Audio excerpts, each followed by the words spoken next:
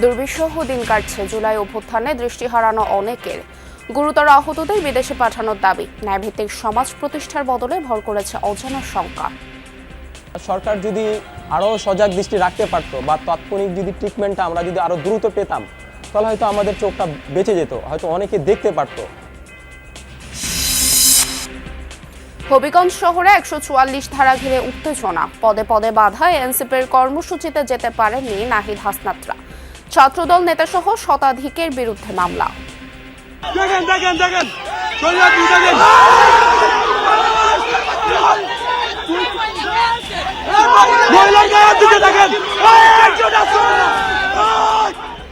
এই সরকার পুরনো পথেই, স্বৈরাচারের পথেই হাঁটছে।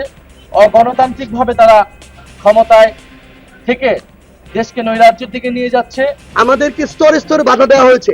পুলিশ মৌলভীবাজারে বাধা দিয়েছে, আপনারা দেখেছেন যে ট্রাক দিয়ে বাধা দেওয়া হয়েছে। আজ ঢাকা আসছেন ট্রাম্পের বিশেষ দূত সার্জিও গোর। চাপ অনুভব করছে না পররাষ্ট্র মন্ত্রণালয়। তারেক রহমানের সফরের অপেক্ষায় ভারত, জানালেন হাই কমিশনার দীনেশ ত্রিবেদী। জনবল সংকটে 80 উপজেলা স্বাস্থ্য কমপ্লেক্সেই নিয়মিত হয় না অস্ত্রোপচার। কোথাও সার্জন আছে তো নেই অ্যানাস্থেশিয়া ডাক্তার। ভোগান্তি চরমে। অপারেশন না হওয়ার কারণে, দূরে যাওয়ার কারণে তাদেরকে অনেক ভোগান্তির শিকার হতে হয়। ডেলিভারি হতে ক্লিনিকে যাওয়া লাগে। স্পেশালাইজড সেবাটা তো আমরা পরিপূর্ণভাবে দিতে পারছি না। দীর্ঘ প্রায় 1.5 বছর ধরে আমার গাইনি কনসালটেন্ট নাই। তো আমার একজন অ্যানেস্থেসিয়া কনসালটেন্ট কিন্তু সে আছে, তার কোনো কাজ নাই এখন। এসি ছাড়াই চলছে সিলেট ওসমানী মেডিকেলের পোস্ট অপারেটিভ ওয়ার্ড। ইনফেকশন সহ নানা জটিলতার ঝুঁকিতে রোগীরা। দ্রুত সংস্কারের আশ্বাস কর্তৃপক্ষের। নরসিংদীতে তীব্র গ্যাস সংকটে বন্ধ 3 শতাধিক কারখানা। কর্মহীন হাজারো শ্রমিক। জ্বালানি হিসেবে কাঠ ব্যবহার করছে 41টি নন বয়লার কারখানা। খেলাপি ঋণ ব্যবস্থাপনায় সরকারের নতুন উদ্যোগ। ডিস্ট্রেসড অ্যাসেট ম্যানেজমেন্ট কোম্পানিতে হবে ঋণ কেনাবেচা। কেন্দ্রীয় ব্যাংক ইতিবাচক বললেও সংশয় বিশ্লেষকদের। রংপুরে ফিরে মাকে খুঁজে বেড়াচ্ছে নতুন কুড়ির চ্যাম্পিয়ন স্মৃতি কিস্কু। ভাঙা ঘরে নেই থাকার উপায়, অনিরাপদ আশ্রয়ে 14 না পেরোনো কিশোরী।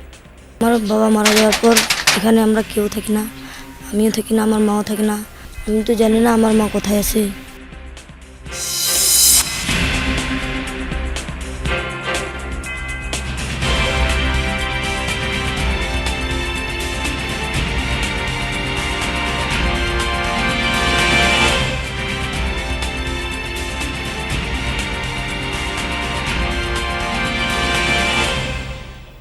আমন্ত্রণ যমুনা নিউজে। আপনাদের সঙ্গে আছি আমি স্নিগ্ধ পুরবী। আর এতক্ষণ দেখছিলেন শিরোনাম। আন্দোলনে হারানো চোখ ফেরেনি, তবে গণতন্ত্র ফিরেছে মানুষের ভোটাধিকার। দৃষ্টি হারানোর পাশাপাশি অনেকের হারিয়ে গেছে স্বপ্নটাও। তবে দু চোখের অন্ধকারে এখনও লেগে আছে বাংলাদেশকে ভালো রাখার অনুভব। দৃষ্টিশক্তি হারানোদের সরকার চিকিৎসা সহায়তা দিলেও গুরুতর আহতদের বিদেশে পাঠানোর দাবি জুলাই যোদ্ধাদের। আহমেদ রেজার প্রতিবেদনে বিস্তারিত।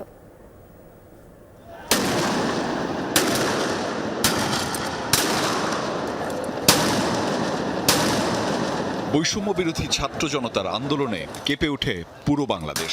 পাল্টে যায় রাজনৈতিক প্রেক্ষাপট, প্রাণ হারান প্রায় 1400 মানুষ। আমি মোহাম্মদ নূর হোসেন। 24-এর গণ আন্দোলনের আমি 18 জুলাই আহত হই মিরপুর 2 নম্বর মডেল থানার সামনে। আহতের সংখ্যাও কয়েক হাজার।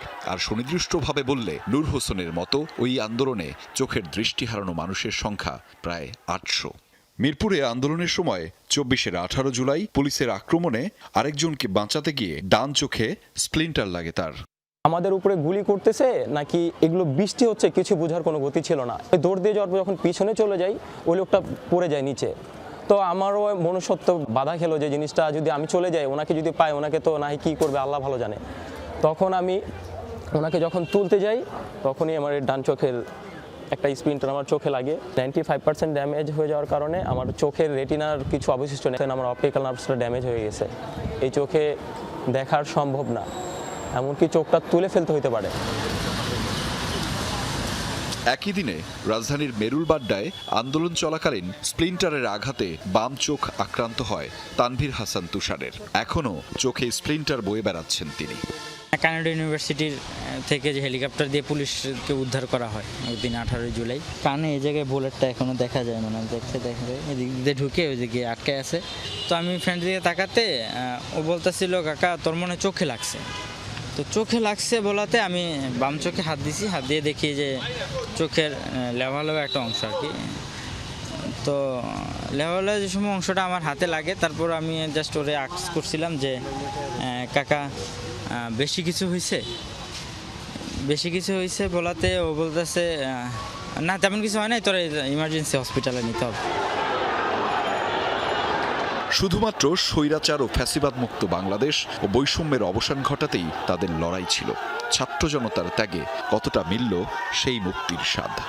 সরকার যদি আরও সজাগ দৃষ্টি রাখতে পারতো বা তাৎক্ষণিক যদি ট্রিটমেন্টটা আমরা যদি আরও দ্রুত পেতাম, তাহলে হয়তো আমাদের চোখটা বেঁচে যেত, হয়তো অনেকে দেখতে পারতো। তো সরকার এখানে আরও জোরালো ভূমিকা রাখার দরকার ছিল। মানুষের যেই আশা আকাঙ্ক্ষা এগুলা যাতে সরকার পূরণ করতে পারে, এবং আমাদের সবচেয়ে জুলাইয়ের যেই ম্যান্ডেটটা ছিল সবচেয়ে বেশি ওটা জুলাই সনদটা যেন সরকার বাস্তবায়ন করে। গবেষণা বলছে আন্দোলনে চক্ষুবিজ্ঞান ইনস্টিটিউট ও ন্যাশনাল ইনস্টিটিউট অব অপথ্যালমোলজিতে চিকিৎসা নেন হাজারের মতো আহত। এর মধ্যে 493 জন চিরতরে এক চোখের দৃষ্টি হারান, আর দু চোখেই অন্ধ হয়েছে 19 জনের। গুরুতর আহতদের উন্নত চিকিৎসা প্রদানে সরকারকে আরও আন্তরিক হওয়ার আহ্বান আহতদের। আহমেদ রেজা, যমুনা নিউজ, ঢাকা।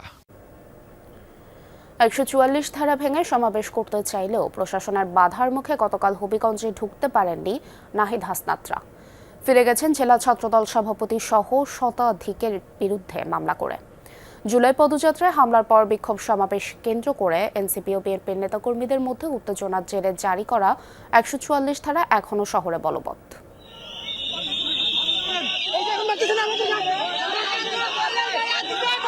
ঘোষণা ছিল হবিগঞ্জে বিক্ষোভ সমাবেশের, কিন্তু পথেই পুলিশের বাধার মুখে পড়ে এনসিপির বহর। কেন্দ্রীয় নেতাদের উপস্থিতিতে চলে হাতাহাতি।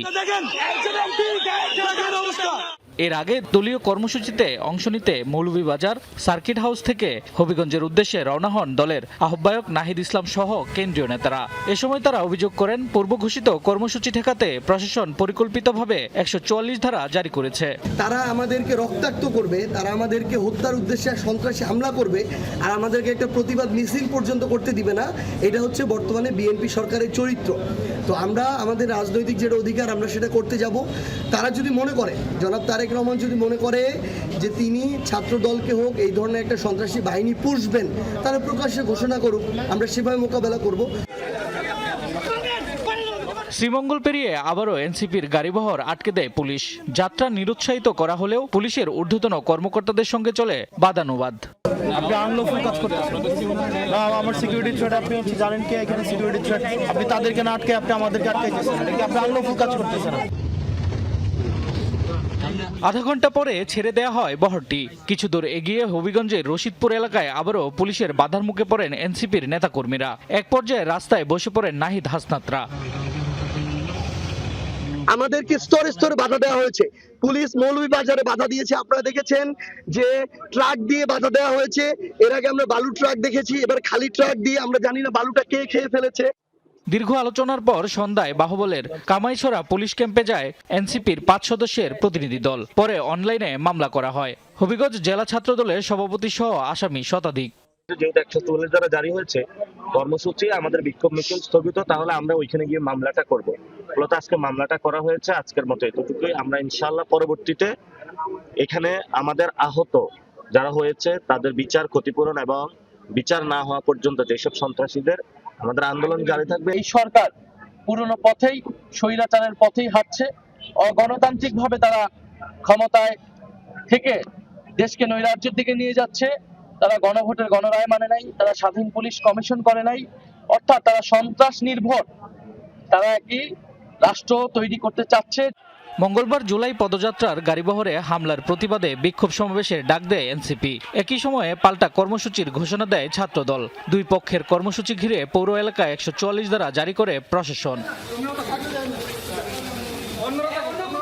শামস তাবরিজ উচ্ছ্বাস, যমুনা নিউজ।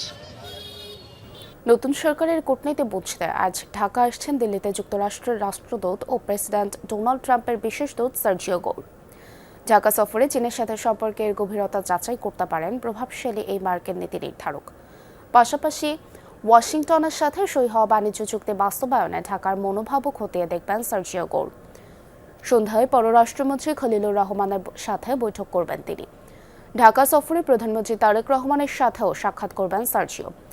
বাংলাদেশের পররাষ্ট্রনীতির অগ্রাধিকার, আঞ্চলিক কৌশলগত অবস্থান ও ঢাকা ওয়াশিংটন সম্পর্কের ভবিষ্যৎ নিয়ে আলোচনা গুরুত্ব পাবে এতে। এছাড়া বিভিন্ন রাজনৈতিক দলের নেতা, পেশাজীবী ও নাগরিক সমাজের প্রতিনিধিদের সাথেও মতবিনিময় করবেন বিশেষ এই দূত। পরিদর্শনে যাবেন কক্সবাজারের রোহিঙ্গা শরণার্থী শিবিরেও। সার্বভৌমত্ব, সমতা ও পারস্পরিক স্বার্থ সমুন্নত রেখে ঢাকা দিল্লি সম্পর্ক এগিয়ে নিতে সম্মত হয়েছে দুই দেশ। বুধবার নতুন ভারতীয় হাইকমিশনারের সাথে বৈঠকের পর এ কথা জানিয়েছেন পররাষ্ট্রমন্ত্রী ডক্টর খলিলুর রহমান। প্রতিমন্ত্রী সাবা ওবায়দের সাথেও আলাদাভাবে সাক্ষাৎ শেষে কথা বলেন বাংলাভাষী ভারতীয় দূত। জানান, প্রধানমন্ত্রী তারেক রহমানের সফর নিয়ে আগ্রহ ভরে অপেক্ষা করছে ভারত। হাইকমিশনার দীনেশ ত্রিবেদী বলেন, সেটি হলে গঙ্গা চুক্তি নবায়ন সহ অনেক সমস্যার সমাধান হতে পারে। সে সফর নিয়ে এখনো কোনো সিদ্ধান্ত নেয়নি ঢাকা। প্রধানমন্ত্রী তারেক রহমান দায়িত্ব গ্রহণের পরপরই তাকে দিল্লি সফরের আমন্ত্রণ জানিয়েছিলেন ভারতের প্রধানমন্ত্রী নরেন্দ্র মোদী। সেপ্টেম্বরে অনুষ্ঠেয় ব্রিক্স সম্মেলনেও তাকে আমন্ত্রণ পাঠিয়েছে স্বাগতিক ভারত। প্রধানমন্ত্রীর সেই সফর নিয়ে আশাবাদী ভারতীয় দূত। We are anxiously waiting for the Honorable Prime Minister of Bangladesh for a visit to India, and I'm sure in the near future it will happen. We are very hopeful.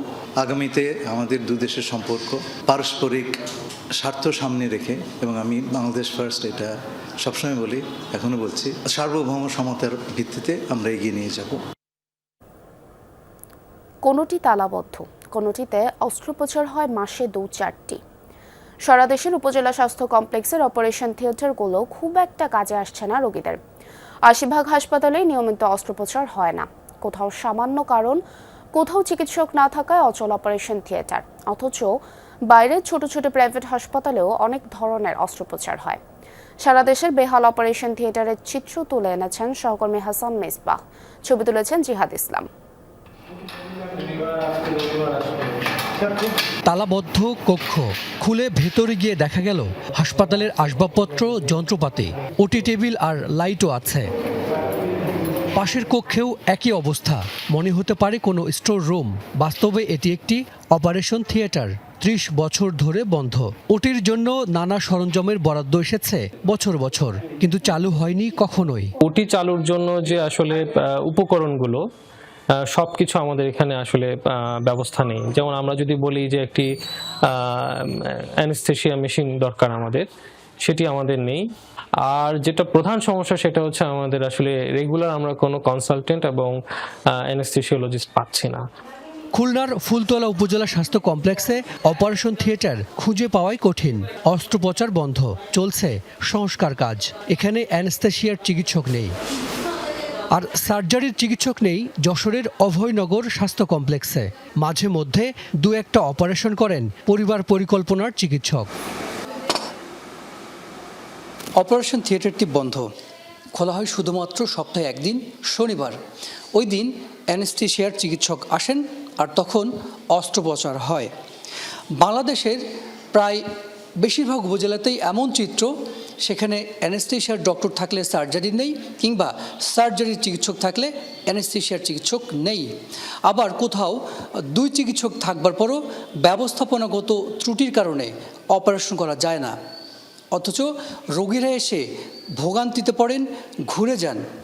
সেটি বহু বহু বছর এমন বাস্তবতায় কেটে গেলেও সরকার কিংবা রাষ্ট্রের কান পর্যন্ত পৌঁছায়নি, কিংবা এই সমস্যার সমাধান করা হয়নি। সারা দেশে উপজেলা স্বাস্থ্য কমপ্লেক্স 433টি। প্রায় প্রতিটি স্বাস্থ্য কমপ্লেক্সেই একটি করে অপারেশন থিয়েটার আছে। অস্ত্রোপচারের জন্য কমপক্ষে একজন সার্জন ও একজন অজ্ঞান চিকিৎসক দরকার, যা আছে মাত্র 89 উপজেলায়। অর্থাৎ মাত্র 20 ভাগ স্বাস্থ্য কমপ্লেক্সে এই 2টি পদে চিকিৎসক আছেন। তার মানে 80 ভাগ উপজেলা হাসপাতালেই অস্ত্রোপচার বন্ধ।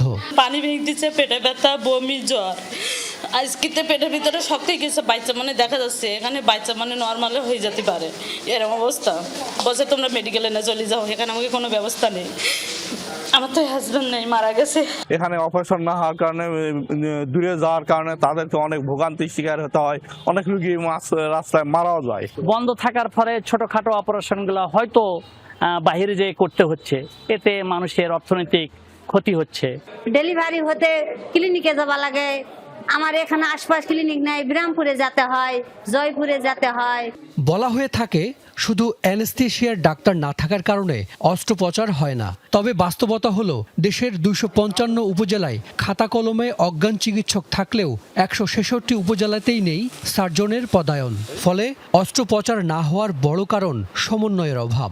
স্পেশালাইজড সেবাটা তো আমরা পরিপূর্ণভাবে দিতে পারছি না। যেমন এখন আমরা গাইনি রোগীদের ক্ষেত্রে সব তো আর নর্মাল ডেলিভারি হয় না, কিছু কিছু সিজারিয়ান সেকশন দরকার হয়, সেটা কিন্তু আমরা এখন এই মুহূর্তে দিতে পারছি না।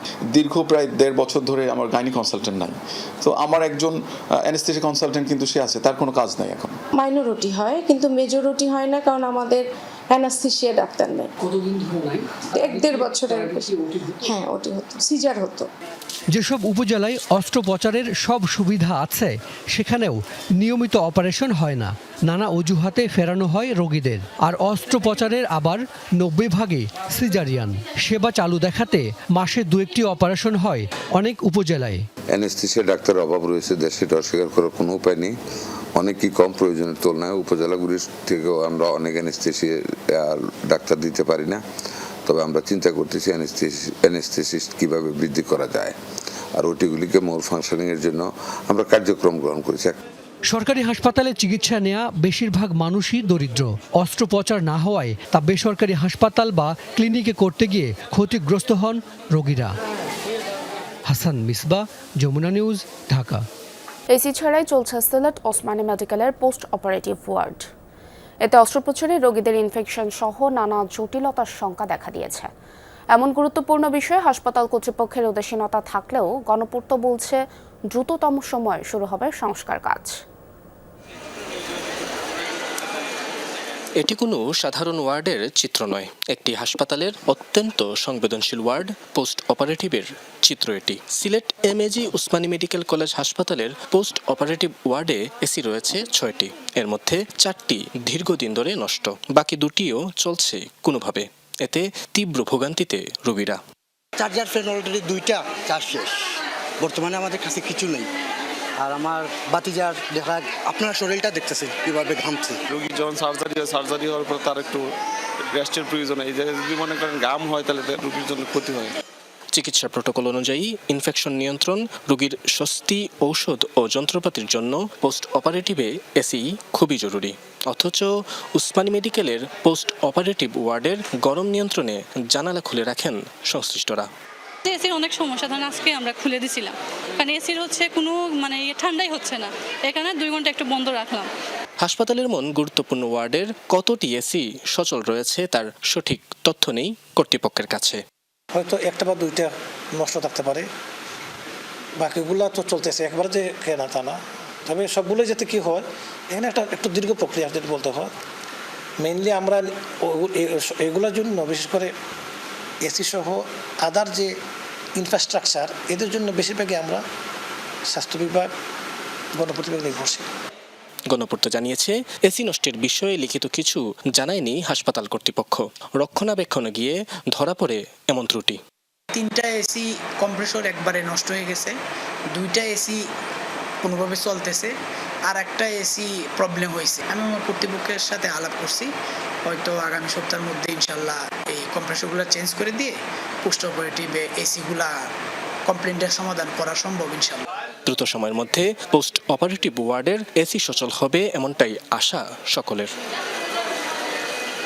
নাবিল হোসেন, যমুনা নিউজ, সিলেট। নরসিংদীতে টানা 7 দিন ধরে তীব্র গ্যাস সংকটে বন্ধ রয়েছে 3 শতাধিক কারখানা। উৎপাদন না থাকায় কর্মহীন হয়ে পড়েছেন হাজারো শ্রমিক। জ্বালানি হিসেবে কাঠ ব্যবহার করছে 41টি নন বয়লার কারখানা। এতে ধ্বংস হচ্ছে প্রকৃতি ও পরিবেশ। আইনের সুনির্দিষ্ট ব্যাখ্যা না থাকায় নিরুপায় পরিবেশ অধিদপ্তর। অন্যদিকে পাইপলাইনে গ্যাস না থাকায় বন্ধ জেলার অধিকাংশ সিএনজি ফিলিং স্টেশন। কয়েকটি স্টেশন চালু থাকলেও গ্যাসের চাপ কম থাকায় ভোগান্তিতে চালকরা। এক সপ্তাহ আগেও শতাধিক শ্রমিকের পদচারণায় মুখর ছিল এই টেক্সটাইল মিল, কিন্তু হঠাৎ গ্যাসের তীব্র সংকটে থমকে গেছে উৎপাদন। কর্মচাঞ্চল্যের জায়গা দখল করেছে লোকসান আর অনিশ্চয়তা। প্রতি সপ্তাহে আমদানি হয় 20 থেকে 25 লাখ 30 লাখ। এই সপ্তাহে আমি আমদানি করছি মাত্র 78,000 টাকা। আমি শ্রমিক বিল মিটাবো না গ্যাস বিল মিটাবো না কারেন্ট বিল মিটাবো? নরসিংদীতে দেশের মোট চাহিদার 70% কাপড় উৎপাদন হলেও গেল কয়েকদিনের গ্যাস সংকটে বন্ধ রয়েছে 3 শতাধিক কারখানা। এছাড়া 41টি নন বয়লার কারখানা কার্যক্রম চলমান রাখলেও প্রতিদিন এক একটিতেই ব্যবহার হচ্ছে অন্তত 8 টন কাঠ। হঠাৎ সংকট তৈরি হওয়ায় শ্রমিকরা যেমন ভোগান্তিতে পড়েছে, তেমনি ধ্বংস হচ্ছে পরিবেশ। মাঝে মাঝে ঘন্টানে আসলে তো মনে চালু করতে করতে আবার জায়গা। আমরা যে সাইজে কাজ করে দিই, কাজ করার পরে তাতে গ্যাস চলে। এই কাজটা না করে দিলে তাতেও চলতে না। কোম্পানি না বাঁচলে কি আঙ্গুরে রাখবে? কোম্পানি বাঁচলে না আমরা বাঁচব। বয়লার অধিদপ্তর শুধুমাত্র তাদের সেফটির বিষয়টা দেখে, তারা জ্বালানির বিষয়টা দেখে না। আমরা সাধারণত পরিবেশগত ছাড়পত্র জানেন আপনি দেওয়ার সময় আমরা বিভিন্ন দপ্তরের ছাড়পত্রগুলো আছে কিনা সেই কমপ্লায়েন্সটা দেখেই আমরা কিন্তু ছাড়পত্রটা দিয়ে থাকি বা নবায়ন করে থাকি। বয়লারে গাছ ব্যবহারের বিষয়টা দেখছি মারাত্মক আকার ধারণ করেছে। এ বিষয়ে আমি আমার সদর দপ্তরে কথা বলেছি। এদিকে পাইপলাইনে গ্যাস না থাকায় বন্ধ রয়েছে জেলার অধিকাংশ ফিলিং স্টেশন। কিছু কিছু স্টেশন চালু থাকলেও গ্যাসের চাপ কম, ফলে রিফুয়েলিংয়ে লাগছে দীর্ঘ সময়। ঘন্টার পর ঘন্টা লাইনে দাঁড়িয়েও কাঙ্ক্ষিত গ্যাস না পেয়ে ক্ষুব্ধ চালকরা। আমাকে তো চলাফেরা কষ্ট হইতেছে, এমনি করে গ্যাসের সংকট হইলে তো সব দিক দিয়েই বেজাল। আমাদের অবস্থা একবারে করুণ অবস্থা। আর যদি গ্যাস আর বিদ্যুৎ যদি না থাকে তাহলে কোম্পানি আমাদেরকে বাদ দেওয়ার জন্য চিন্তা ভাবনা করছে। ব্যবসার বয়সে আমি কিন্তু এই অবস্থা আমি কোনো সময় পাই নাই। এরা বলতে এলএনজি যে টার্মিনাল আছে, টার্মিনালের যে দুর্ঘটনা করছে আমরা যেটা জানি, ওইটার জন্য এই সমস্যা করছে। 70% কাপড় যোগান আমরা বাবুরহাট থেকে দেই। এখন আমাদের লক্ষ লক্ষ শ্রমিক এই কাজে ব্যস্ত, এই লক্ষ লক্ষ শ্রমিক বাইরে তো সব অকেজু হয়ে যাচ্ছে। তিতাস কর্তৃপক্ষ বলছে কয়েকদিন ধরে চাহিদার তুলনায় গ্যাস সরবরাহ কম। এর মধ্যে ঘোড়াশাল পলাশ ইউরিয়া সার কারখানায় অগ্রাধিকার ভিত্তিতে গ্যাস সরবরাহ করা হচ্ছে। ফলে সিএনজি স্টেশন, কলকারখানা ও বাসাবাড়িতে গ্যাসের সংকট তৈরি হয়েছে। মহেশখালীতে আমাদের যে এলএনজি টার্মিনাল আছে, ওখানে একটা টার্মিনাল যান্ত্রিক ত্রুটির কারণে বন্ধ থাকায় আমাদের তিতাসের গ্যাস সাপ্লাই প্রায় 450 থেকে 500 মিলিয়ন এমএমসিএফডি কমে। আমরা তীব্র গ্যাস সংকটে বর্তমানে আছি। নরসিংদীতে গ্যাসের দৈনিক 50 পিএসআই চাহিদার বিপরীতে 7 দিন ধরে সরবরাহ হচ্ছে 20 পিএসআই। সাইফ আহমেদ, যমুনা নিউজ। খেলাপি ঋণ ব্যবস্থাপনায় নতুন উদ্যোগ নিতে যাচ্ছে সরকার। গঠন করা হয়েছে ডিস্ট্রেসড অ্যাসেট ম্যানেজমেন্ট কোম্পানি। তৈরি হবে খেলাপি ঋণ কেনাবেচার আলাদা বাজার। ঋণ পুনর্গঠন, জামানত দখল, সম্পদ বিক্রি এবং অর্থ উদ্ধারে আদালতের আশ্রয় নিতে পারবে কোম্পানিটি। এর ফলে দীর্ঘদিন আটকে থাকা খেলাপি আদায়ের পথ সুগম হবে। বাংলাদেশ ব্যাংক বলছে সংশ্লিষ্ট আইনটি কার্যকর হলে খেলাপি ঋণ কমে আসবে। তবে ঋণের বিপরীতে পর্যাপ্ত জামানত না থাকায় ব্যালেন্স শিট পরিষ্কারে এটা কতটা কাজে দেবে তা নিয়ে সংশয় রয়েছে। ব্যাংকিং খাতে এখন সবচেয়ে বড় মাথাব্যথার কারণ খেলাপি ঋণ। এটি কমিয়ে আনতে নানা উদ্যোগ নিয়েছে বাংলাদেশ ব্যাংক। স্বল্প ও মধ্যমেয়াদী পরিকল্পনার পাশাপাশি হাতে নেওয়া হয়েছে দীর্ঘমেয়াদী পরিকল্পনা। এরই অংশ হিসেবে প্রণয়ন করা হচ্ছে দুর্দশাগ্রস্ত সম্পদ ব্যবস্থাপনা আইন 2026।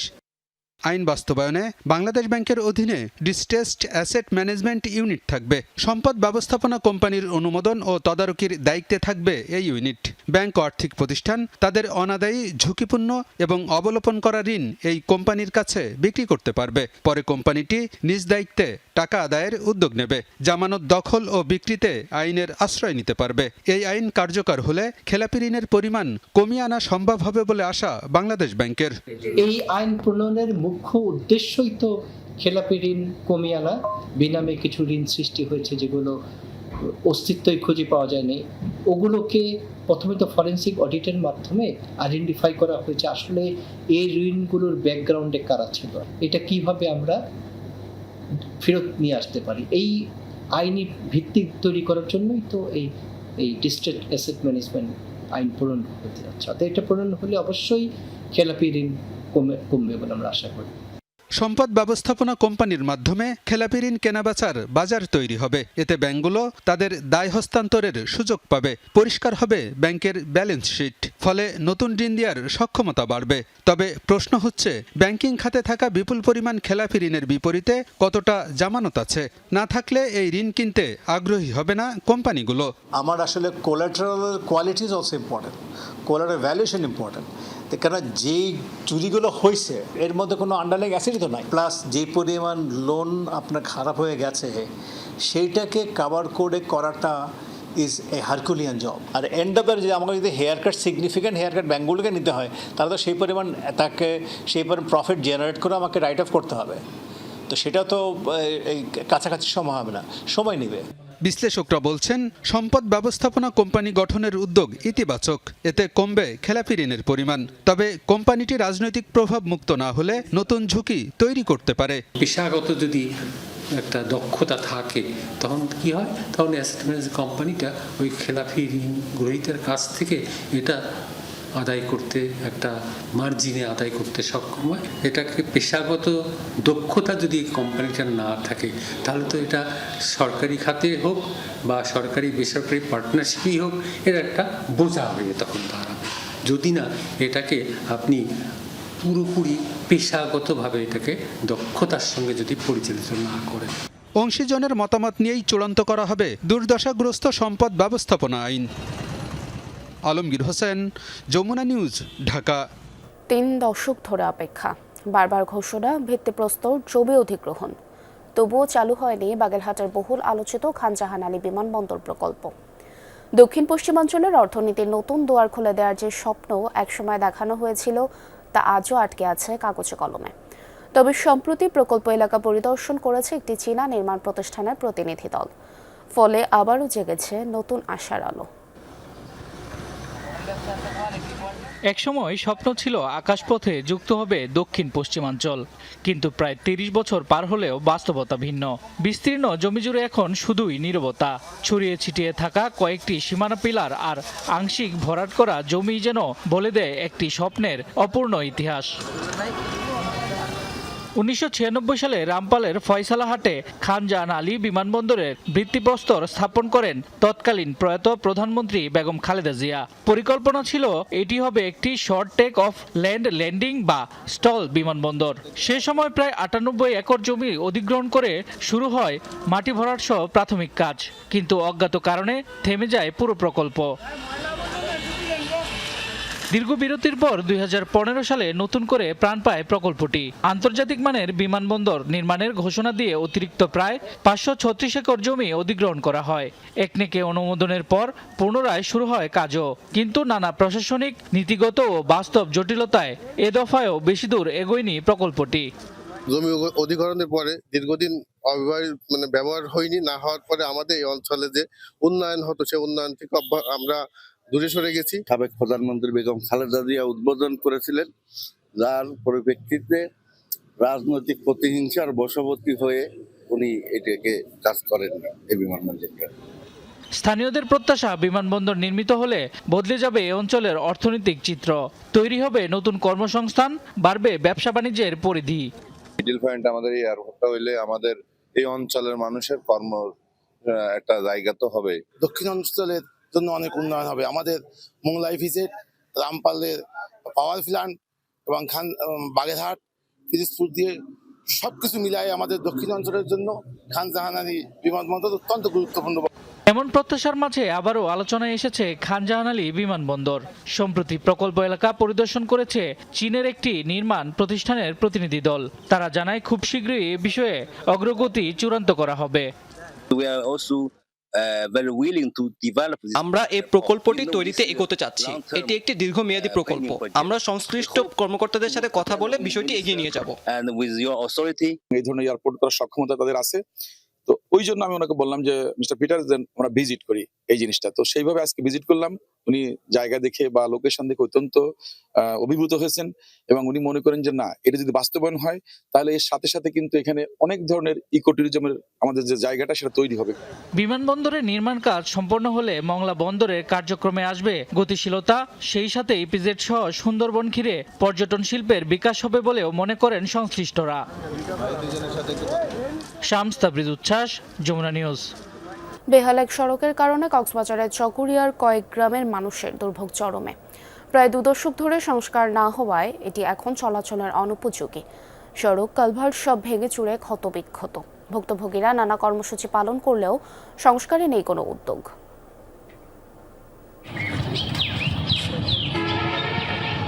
চকরিয়া খৈয়ারবিল ইউনিয়নের পূর্ব ও পশ্চিম বানিয়ারকুমের 5,000-এরও বেশি মানুষের যাতায়াতের একমাত্র সড়ক এটি। বৃষ্টি হলেই হাঁটু সমান পানি আর কাদামাটিতে একাকার হয়ে যায়, চলে না গাড়ি। কেউ অসুস্থ হলে কোলে বা কাঁধে করে নিতে হয়।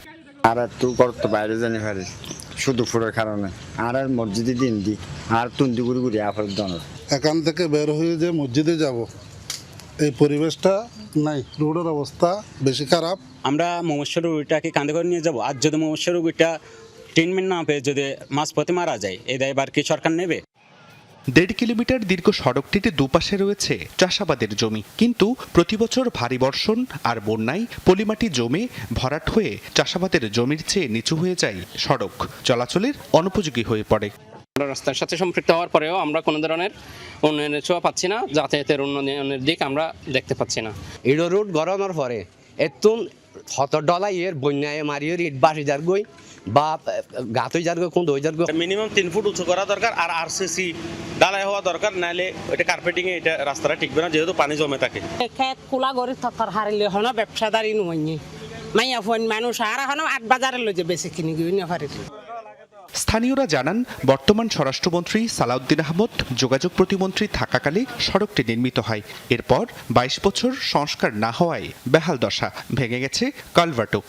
এখন দুধর ঘাড়ও গিয়ে পানি এখন জ্বর পানি এলেও বান্ধি ফেলাই আর পারিস 25 বছর দেখি দিন রাস্তায় বেনিকে ও খোঁজু। এই রাস্তাটার জন্য আমরা প্রতিদিন সকালে স্কুলে যেতে পারি না, চুটকে পড়ে যাই, কাদামাকড় থাকার কারণে আমাদের ড্রেস নষ্ট হয়ে যায়। আমরা এই রাস্তা সংস্কার চাই। আমরা অনেক বেশি কষ্ট পোহাতে হচ্ছে আমাদের, এবং অসংখ্য শিক্ষার্থী এই রাস্তা দিয়ে বিভিন্ন শিক্ষা প্রতিষ্ঠানে যাতায়াত করে, কিন্তু তাদের যাতায়াতের ক্ষেত্রে গিয়ে অনেক অসুবিধা হচ্ছে। সড়কটি সংস্কারের দাবিতে মানববন্ধন সহ নানা কর্মসূচি পালন করছেন ভুক্তভোগীরা। আমাদের মাননীয় স্বরাষ্ট্রমন্ত্রী স্যার অলরেডি ভিজিট করেছেন, দুর্গত এলাকা পরিদর্শন করেছেন এবং আমাদেরকে নির্দেশনা দিয়েছেন যে জরুরি ভিত্তিতে যে যে রাস্তা মেরামত করার জন্য এটা আমরা করে দিব, এবং যেটা প্রজেক্টে ইনক্লুড করা লাগবে মানে পার্মানেন্ট সমাধানের জন্য সেটাও যাতে আমরা দ্রুত দিই। আমরা এইভাবেই কার্যক্রম গ্রহণ করছি। জোবাইর রিফাত, যমুনা নিউজ।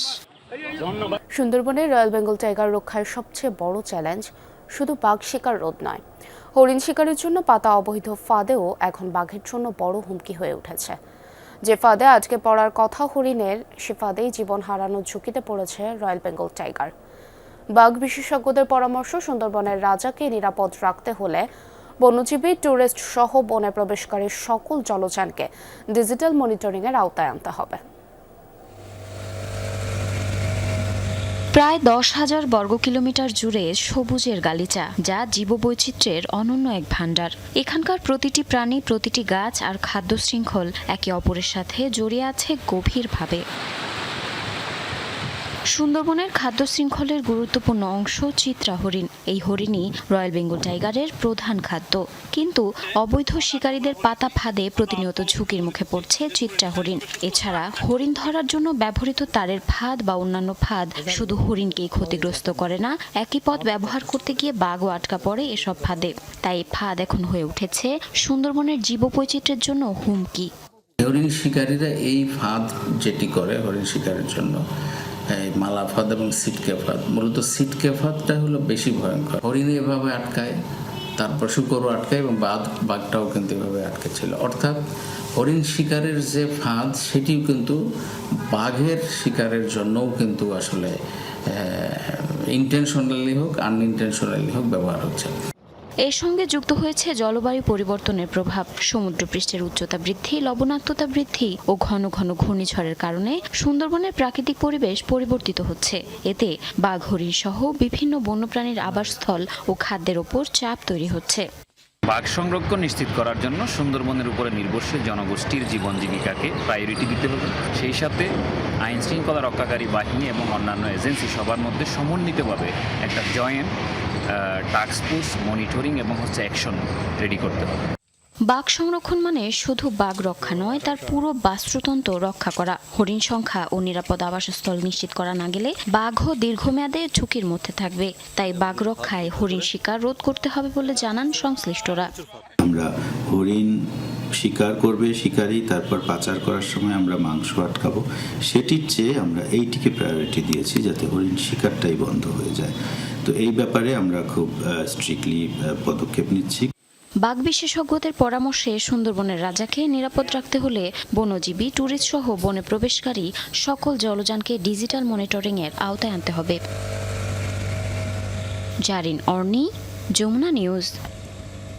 6 দিন বিরতির পর আবারও ইরানে হামলা চালিয়েছে যুক্তরাষ্ট্র।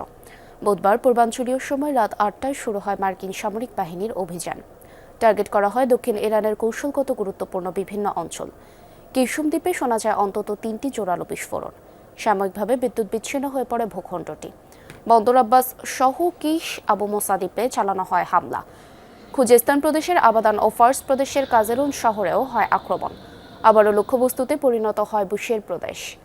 একদিন আগেই ইরাকে ইরান সমর্থিত গোষ্ঠীর উপর হামলা চালায় যুক্তরাষ্ট্র, সৌদি আরব যৌথ বাহিনী। প্রাণ যায় কমপক্ষে 20 জনের। জবাবে জর্ডানে মার্কিন ঘাঁটি লক্ষ্য করে মিসাইল ছোড়ে IRGC। সেটির জবাবেই বুধবার এই হামলা চালায় যুক্তরাষ্ট্র। দক্ষিণ লেবানন থেকে ধাপে ধাপে সেনা সরিয়ে নেবে ইসরায়েল, আর এর বিনিময়ে নিরস্ত্র হবে হিজবুল্লাহ। যুক্তরাষ্ট্রের মধ্যস্থতা এমন পরিকল্পনা করা হলেও তা ভেস্তে যাচ্ছে ইসরায়েলি সেনাদের চুক্তি ভঙ্গের কারণে। IDF হামলা অব্যাহত রাখায় একটি মাত্র গ্রামে পরীক্ষামূলকভাবে পরিকল্পনা বাস্তবায়নেই লেগেছে কয়েক সপ্তাহ।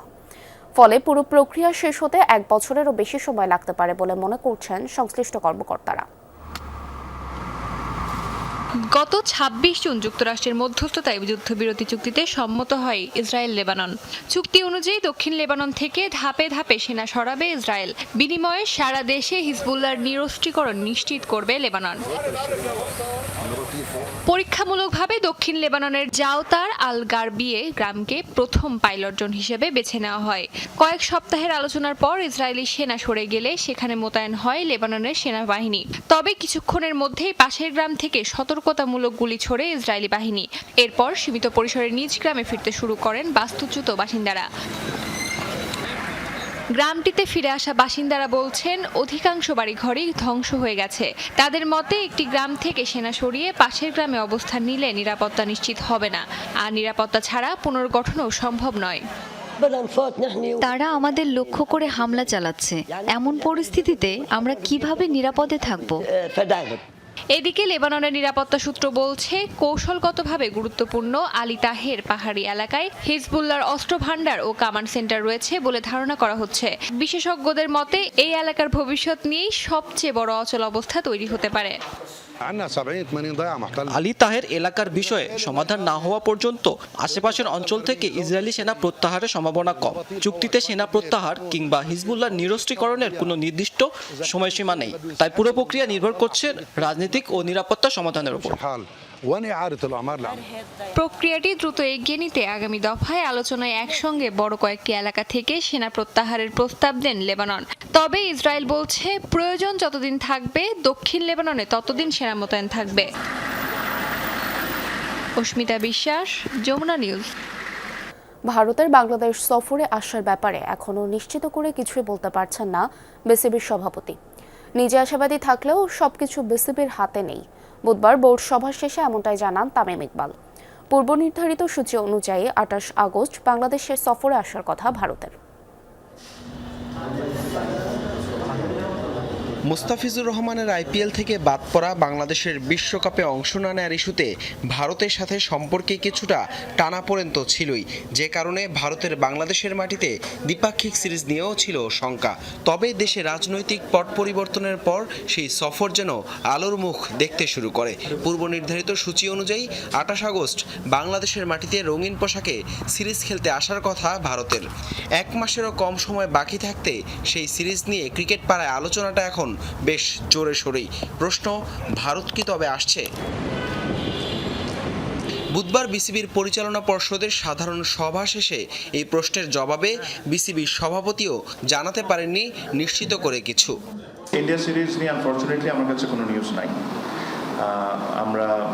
আমি আলোচনা করছি বিসিসি এর সাথে, বিসিবি মেইলসের এক্সচেঞ্জ হচ্ছে। আমরা চেষ্টা করছি যে সব দিক থেকে, আমি আশা করি তারা আসবেন। এটা আসলে বাংলাদেশের ইন্ডিয়া সিরিজ যখন হয়, the excitement is in different level, I'm sure, from the journalists, from fans, cricketers, everyone, and I'm very hopeful that they'll come. Bangladesh is an extremely safe country, and I'm very hopeful, আমি আশাবাদী যে ওনারা আসবেন। ভারতীয় গণমাধ্যম থেকে শুরু করে বিসিবির একাধিক সূত্রের মতে নির্ধারিত সময়ে সফরের জন্য প্রস্তুত মেন ইন ব্লুরা। যদিও বোর্ড ছাপিয়ে এই সিদ্ধান্ত যে এখন দুই দেশের সরকারের, সে ইঙ্গিত দিলেন তামিম ইকবাল। আমাদের পক্ষ থেকে যা যা করার স্টেপ নেওয়া দরকার আমরা আমাদের তরফ থেকে চেষ্টা করছি। বাট একটা জিনিস we need to all understand, আমি BCB and then I am BCB president everything, and there is also a line that I should never cross. So আমার জায়গা থেকে আমার দায়িত্বের মধ্যে যতটুকু করা সম্ভব হচ্ছে, I am talking to people, I am trying to tell him what advantages it has with India series and all those things, but there are certain things that are beyond my control. পূর্বের নির্ধারিত সূচি অনুযায়ী 2024 সালে ভারতীয় দলের বাংলাদেশ সফরের কথা ছিল। তবে বাংলাদেশের রাজনৈতিক পরিস্থিতি উত্তপ্ত থাকায় ভারতীয় দল সিরিজটি তখন স্থগিত করে 2025 সাল পর্যন্ত। নির্ধারিত সময়ে দুই বোর্ডের মধ্যে টানাপোড়েন, যার ফলে সিরিজটি আরও পিছিয়ে অনিশ্চিত হয়ে পড়ে। তবে এবার কি ভারত আসছে, সেই উত্তরটা মিলবে দিন কয়েক বাদেই। হাসান আল মারুফ, যমুনা স্পোর্টস। নিখোঁজ মায়ের অপেক্ষায় আছেন নতুন করে স্পোর্টসের ফাইনালের চ্যাম্পিয়ন রংপুর বিভাগের বালিকা দলের স্ট্রাইকার স্মৃতি কিসকু। বাবা মারা যাওয়ার পর মা নিখোঁজ হওয়ায় বাড়িঘর পরিত্যক্ত, তার নেই থাকার কোনো জায়গা। স্টেডিয়ামের এখন যেখানে থাকেন রাতে সেটিও অনিরাপদ। এমন অবস্থায় মাকে ফিরে পাবে তো কিসকু? ফাইনালে চ্যাম্পিয়ন হওয়ার পর রংপুরে ফিরে কিছুটা বিশ্রাম নেন বালিকা দলের স্ট্রাইকার স্মৃতি কিসকু। বুধবার বিকেলে কোচ মিলন মিয়ার বাইকে করে ক্যাপ্টেন অনন্যাকে সাথে নিয়ে পীরগঞ্জের চৈত্রকোলের চক কৃষ্ণপুর গ্রামে নিজ বাড়িতে যান কিসকু। গিয়েই হতভম্ব কিসকু। বাড়ি বলতে কিছুই নেই, একটি ঘর ভেঙে পড়েছে, আরেকটি ঘরও ফাঁকা। বছর দুয়েক আগে বাবা মারা যাওয়ার পর 2 মাস থেকে মাও নিখোঁজ। ধ্বংসস্তূপ বাড়িতে দাঁড়িয়ে মাকে ফিরে পাওয়ার আকুতি তার। আমার বাবা মারা যাওয়ার পর এখানে আমরা কেউ থাকি না, আমিও থাকি না, আমার মাও থাকে না।